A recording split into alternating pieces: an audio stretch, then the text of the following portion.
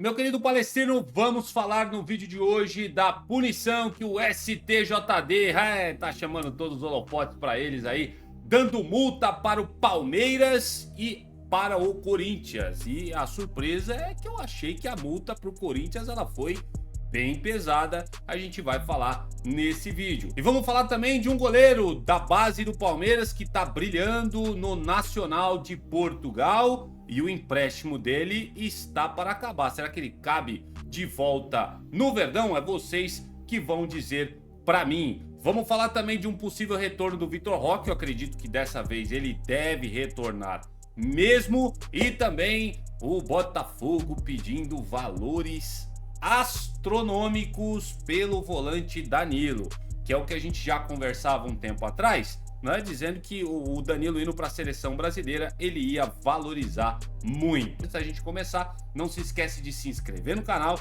ativar o sininho de notificações e deixar o seu like, porque assim você ajuda muito o canal. Lembrando que, se você quiser ajudar ainda mais, você pode virar membro por um precinho irrisório, você ajuda a manter o trabalho deste canal, beleza? Sem mais delongas, vamos lá. Vamos ao que interessa, olha só, já tô colocando esse cara na tela aí, tô falando do goleiro da base do Palmeiras que tá brilhando lá no Nacional de Portugal, tá, ó. E ele é líder em pênaltis defendidos na edição de 2025-2026 do Campeonato Português. O goleiro Kaique, cedido pelo Palmeiras, emprestado ao Nacional, vive aí um período de indefinição com relação ao seu futuro, uma vez que ele tem o contrato com a equipe apenas até o final de junho. Segundo apurado Palestrino pelo ESPN, existe uma opção de compra por parte do Nacional a ser exercida até o final da temporada. O goleiro ganhou notoriedade na última semana ao defender uma penalidade na derrota por 2-0 para o Benfica. Este foi o terceiro pênalti defendido pelo Kaique na temporada. Não existe, tá, segundo o ESPN, a intenção do Nacional de Portugal de exercer a opção de compra do jogador, já que o time está na zona da degola do Campeonato Português e tá faltando grana pros caras, obviamente, né? E do lado aqui do Palmeiras, ainda não há uma definição por parte do clube se Kaique pode ser repatriado. Atualmente o Palmeiras conta com o Garoto Aranha, o terceiro goleiro Marcelo Lomba, reserva, né? E o Carlos Miguel como titular absoluto da posição. Pensando no futuro, né? O Marcelo Lomba não deve ficar no Palmeiras, deve ficar até só o final do ano. Eu traria de volta o menino Kaique para ser o reserva do Carlos Miguel. Conversaria com ele a respeito desse projeto. Não sei se ele teria a intenção de voltar, mas parece também que a intenção dele, pelo que eu vi nos bastidores aí, é ficar lá no velho continente. Parece que tem alguns outros clubes por lá querendo ele, né? Então é muito difícil ele voltar pro Palmeiras para ser reserva. Quero saber muita opinião de vocês. Eu acho que é um goleiro bom aí pro Palmeiras manter no radar e deixar aqui, né, cara, para repatriar o jogador e dar oportunidade para ele.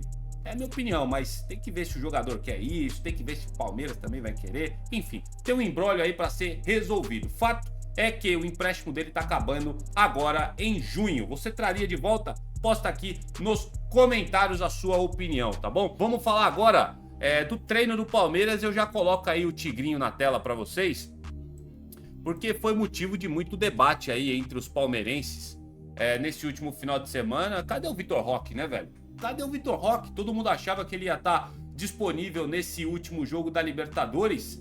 Falei final de semana, perdão, né?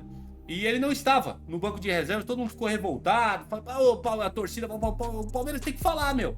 Falar o que tá acontecendo com o Vitor Roque. Então vamos lá. O Verdão, nessa última manhã de sexta-feira, ele se representou lá na academia de futebol, Palestrino, né, depois da vitória contra o Sporting Cristal na Libertadores. Após essa vitória, os titulares eles participaram daquelas famosas atividades regenerativas lá no Centro de Recovery e Neurociência, enquanto o restante do elenco realizou aí, segundo várias reportagens, um trabalho técnico em campo reduzido, com a presença aí de atletas das categorias de base. Entre as novidades, o atacante Vitor Roque treinou normalmente, assim como Paulinho também, que segue em processo de recondicionamento físico. Já o lateral esquerdo Jefité, olha aí, outra novidade, ele está recuperado de lesão na coxa direita e iniciou a fase de transição física. E mediante as cobranças que foram feitas aí sobre o Vitor Roque, não é só a torcida que está fazendo não, tem cobrança do próprio elenco para o jogador voltar logo. Ó, em entrevista aí, o Andreas Pereira disse o seguinte, ó: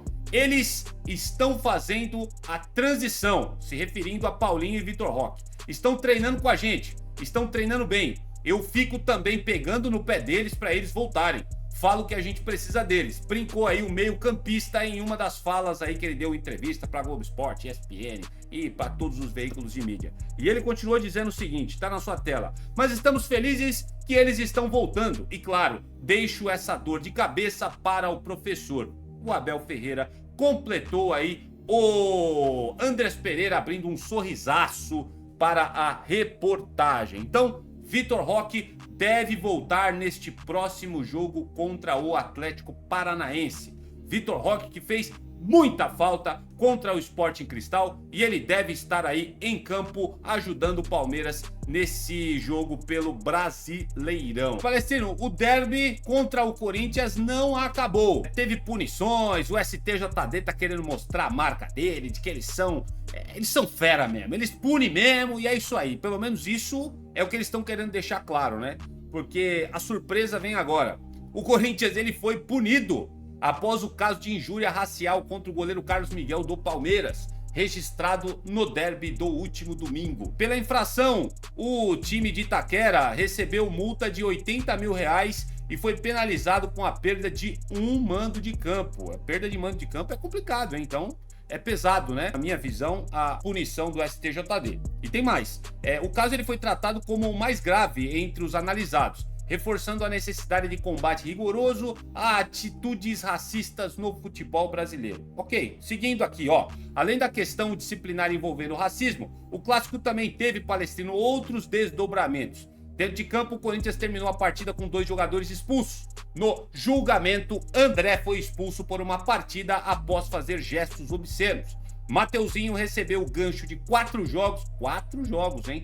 Por soco em Flaco Lopes, e Hugo Souza também foi punido com 2 partidas. Outros nomes envolvidos no processo foram absolvidos: o volante Breno Bidon e Luiz Fernando, preparador de goleiros do clube. Também houve punições financeiras por episódios paralelos. O Corinthians foi multado em 10 mil pela presença de um drone lá na Neoquímica Arena e já a confusão no túnel gerou multa de R$20 mil para o Corinthians e também para o Palmeiras. É o STJD colocando aí as suas garras de fora e punindo todo mundo que aparece. Que bom, se é que pra ser justo, é pra punir todo mundo. Pune o Palmeiras, pune o Corinthians, pune o Flamengo, pune todo mundo. Agora, não pode ter aí punição para um e o outro não ter punição também, caso houver a necessidade, tá? É uma surpresa, confesso para vocês, essa punição do STJD ao Corinthians. É lógico que o Corinthians vai entrar com efeito suspensivo e a gente vai ficar bem de olho aqui para ver se o STJD vai receber o efeito suspensivo, né? Vamos observar isso tudo aí. Quero saber o que vocês acharam. Vocês acharam pesada a punição pro Corinthians? Foi muito mais pesada pro Corinthians do que pro Palmeiras, né? O Palmeiras sobrou só os 20 mil lá da briga no túnel. E tem mais, vamos ver se o Corinthians vai conseguir pagar essa multa. Tem essa também, que os caras estão lá na zona, ó, da degola, não no quesito Campeonato Brasileiro, mas na degola em questões financeiras. Os caras estão quebrados por lá, porque o pessoal parou de dar ênfase aí no jornalismo sobre isso, mas o Corinthians não resolveu seu problema financeiro não, hein? Enfim, vamos ver se os caras vão pagar. Quero saber a opinião de vocês, se vocês acharam pesada essa multa aí pro Corinthians. Posta aqui nos comentários. Pra gente finalizar o vídeo de hoje, dessa edição de sabadão, Palestrino, o Botafogo, ele quer pelo menos, eita, dá só uma olhada, hein? 40 milhões de euros, cara. 236 milhões de reais para iniciar conversas com eventuais interessados pelo volante Danilo. E a pergunta que eu fiz no título do vídeo é essa. O Danilo tá jogando bem, é verdade. Vai ser convocado, acredito eu, para a seleção brasileira para jogar a Copa do Mundo. Mas, 40 milhões de euros, cara? Será que vale tudo isso mesmo? Tá aí o John Textor, enquanto está no comando da SAF do Botafogo, tá jogando o preço lá em cima. Essa informação, ela foi divulgada pelo portal Fogão Net, tá dando os devidos créditos aqui, ó. Nessa última quinta-feira, Palestrino, o jornalista Bruno Andrade, lá da ESPN, informou que o Danilo recusou uma proposta de 25 milhões de euros do Zenit da Rússia. Isso aí dá em média aí uns 147 milhões de reais no bolso do Botafogo, caso eles tivessem aceitado essa proposta. O clube russo, ele estaria disposto a pagar aí valores na casa dos 4 milhões de euros por ano ao jogador.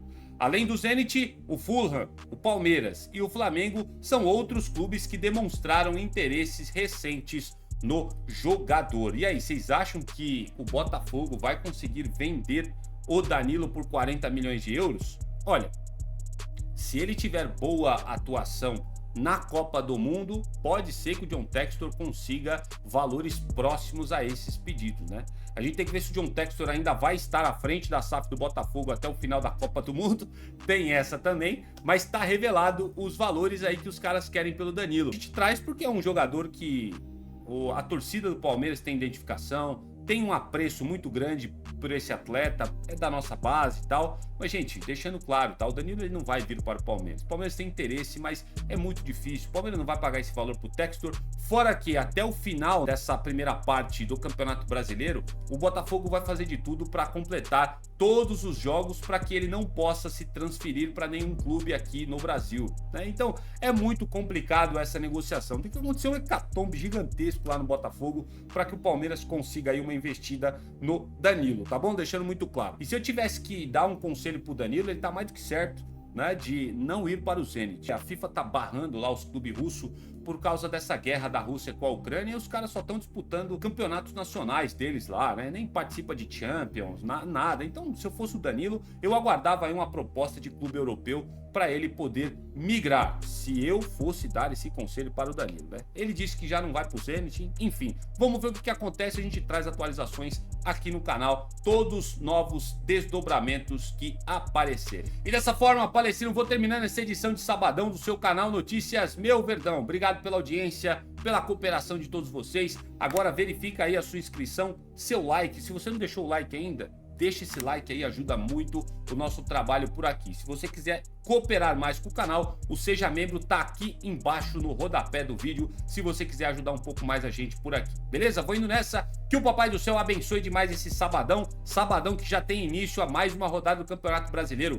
Vamos observar o que vai acontecer nesse Brasileirão e a gente traz mais informações num próximo vídeo. Valeu, avante palestra!